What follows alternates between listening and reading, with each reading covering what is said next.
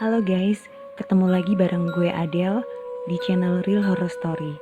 Dimana di channel ini akan menceritakan tentang kisah-kisah mistis berdasarkan pengalaman nyata atau real story. Dan sebelum gue lanjut, silakan klik tombol like dan juga subscribe bagi kalian yang belum subscribe. Dan juga klik tombol lonceng supaya kalian akan mendapatkan notifikasi jika ada video-video terbaru dari Real Horror Story.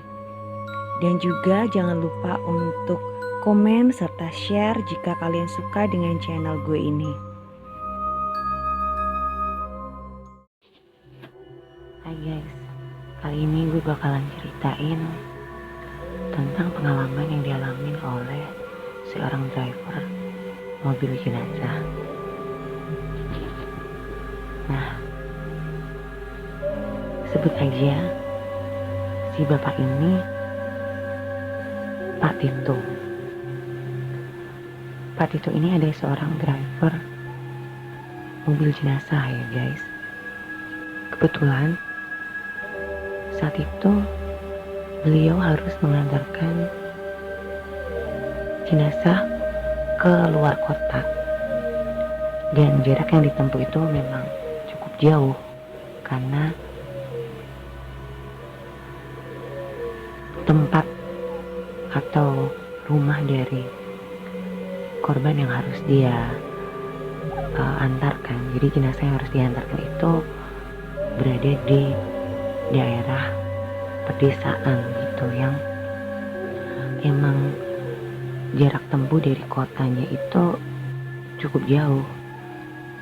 Jadi si jenazah ini adalah perantauan guys gitu. Dia tinggal di kota A gitu ya, sebut aja itu sendiri.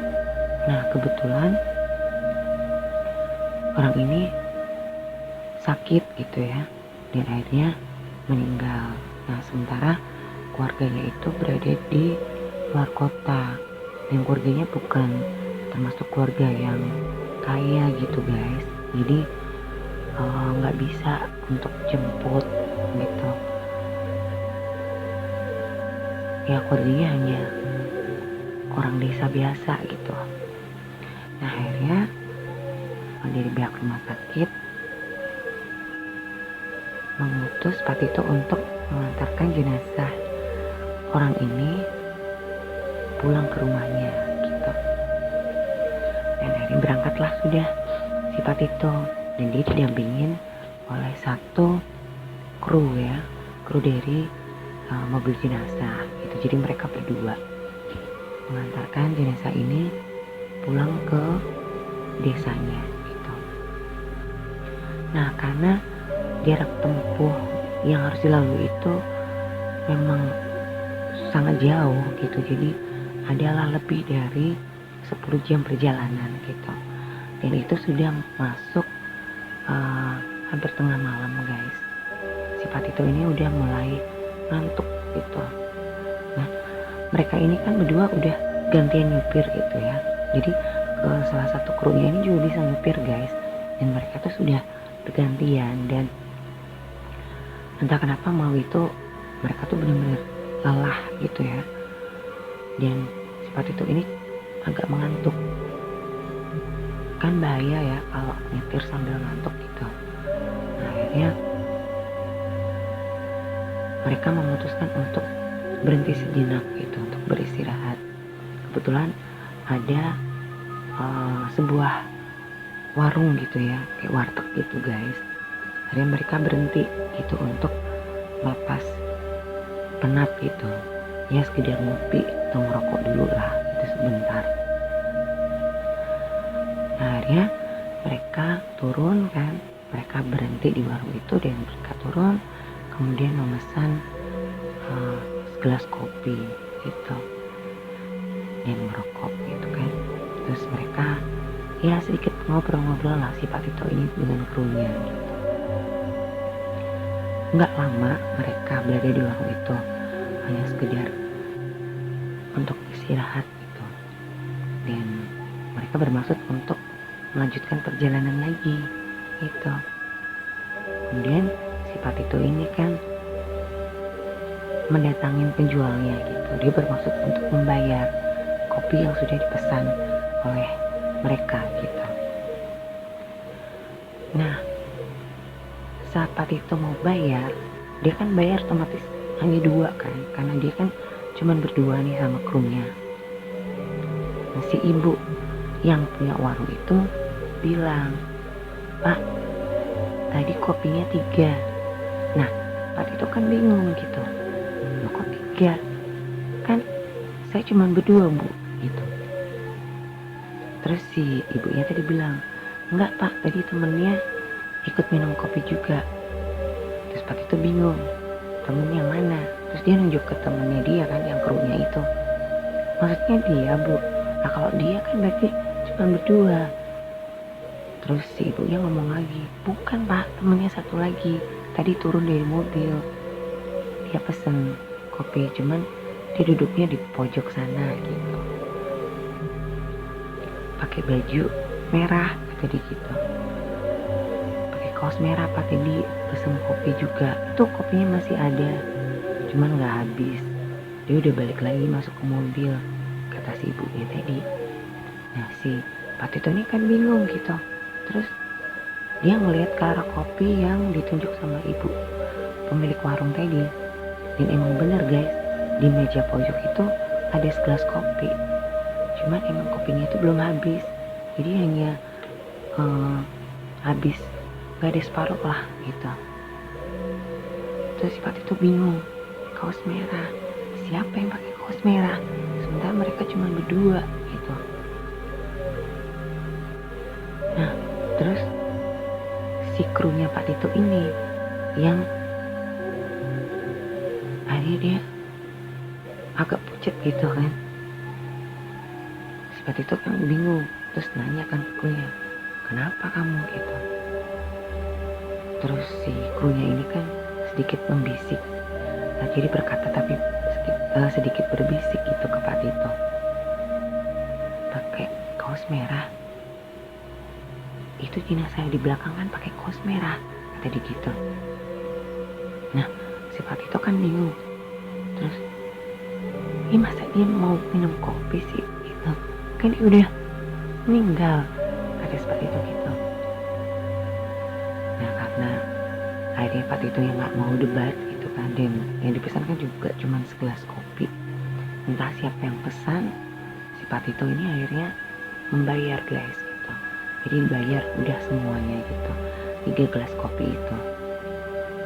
Setelah membayar kopi itu, si Pak Tito ini kembali ke ambulan gitu. Dan karena memang dia sedikit penasaran dengan yang dikatakan oleh krunya gitu kan,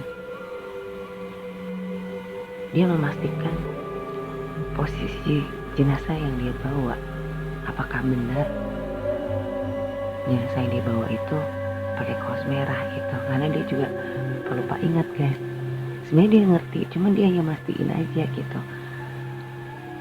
Dan memang benar jenazah yang mereka bawa itu memang pakai kaos merah gitu. Karena kan emang jenazah itu belum dimandikan ya guys, masih dari rumah sakit mau dikirim pulang gitu ke rumahnya. Jadi dia masih pakai baju lengkap lah gitu, belum dikasih kain kafan juga gitu. Ya ternyata emang benar jenazah itu pakai kaos merah. Dan anehnya guys, posisi jenazahnya itu udah sedikit berubah guys gitu. Jadi dia masih tetap tidur tempatnya sih, cuman ada yang sedikit geser gitu badannya gitu kan, jadi nggak lurus kayak awalnya gitu. Terus posisi tangannya juga agak berubah gitu kan. Nah akhirnya Pak Tito membenarkan kan, jadi dibetulin lagi gitu posisi jenazahnya, sampai dia mastiin nih jangan-jangan belum meninggal gitu kan, bangun gitu. Tapi emang orangnya udah meninggal gitu guys, jadi udah kaku.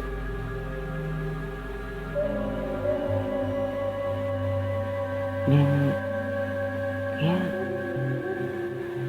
nggak tahu juga gitu apa benar gitu itu jenazah ikut turun minum, atau mungkin arwahnya gitu kan. Cuman ya udahlah, akhirnya Pak Tito nggak mau mikir panjang, dan dia akhirnya melanjutkan perjalanan gitu, mengantar si jenazah itu pulang ke rumahnya gitu. Dan sebelumnya juga dia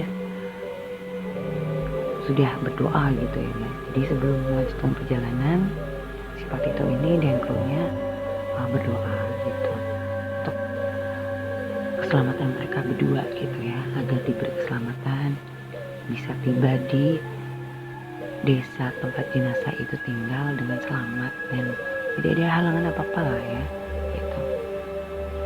Dan ya akhirnya mereka sampai di desanya gitu, dan akhirnya mereka pulang lagi ke kota A gitu setelah mengantar jenazah ini. Nah itu tadi guys,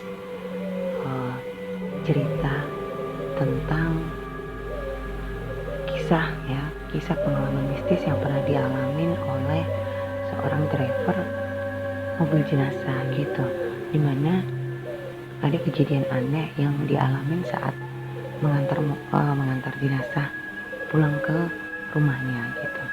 Emang biasanya sih kalau mengantarkan jenazah itu mereka nggak akan berhenti guys gitu, jadi langsung lah gitu diantar gitu.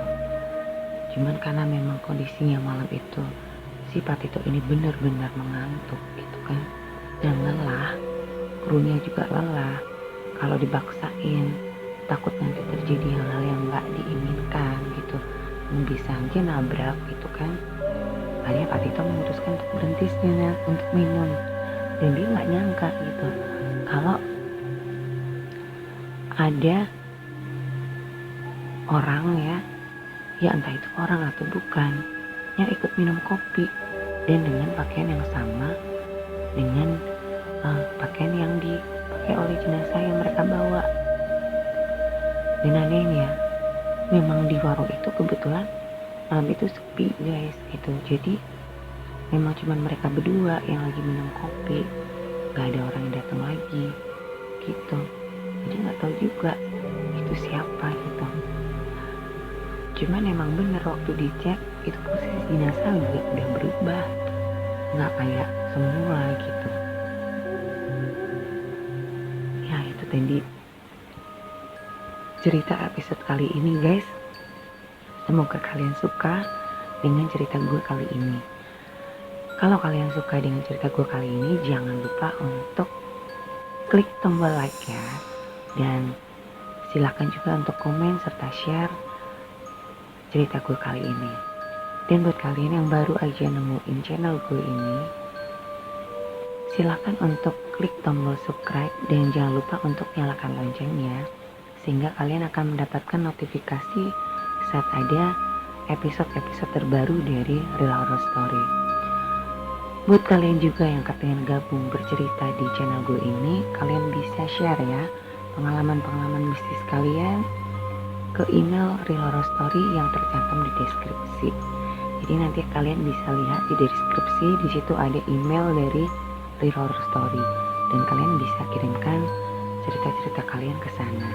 Nanti cerita-cerita kalian bakalan gue bacain di episode-episode berikutnya. Oke guys, sampai di sini dulu. Jangan lupa jaga kesehatan dan jangan lupa bahagia. Sampai jumpa.